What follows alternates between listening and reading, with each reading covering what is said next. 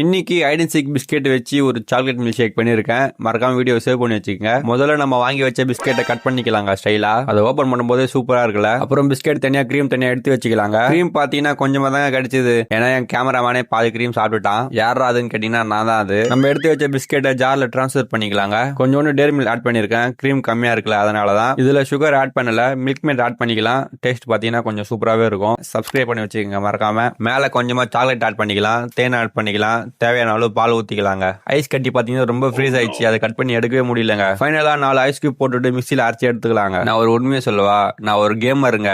நான் ஏன் இதுல இறங்கணும்னு எனக்கே தெரியல. அதை அப்படியே பவுல்ல டிரான்ஸ்ஃபர் பண்ணிக்கலாங்க. வாசனை பாத்தீங்கன்னா வேற லெவலுங்க, சாக்லேட் ஸ்மெல். அதுக்கு மேல கொஞ்சமா பாதாம் சீவி விட்டுக்கலாங்க. நம்மளுக்கு ஃபைனல் அவுட்புட் தான் முக்கியம். ஃபைனலா சாக்லேட் ஆட் பண்ணிட்டு இங்க பாருங்க, ஃபைனல் அவுட்புட் சூப்பரா இருக்குல்ல.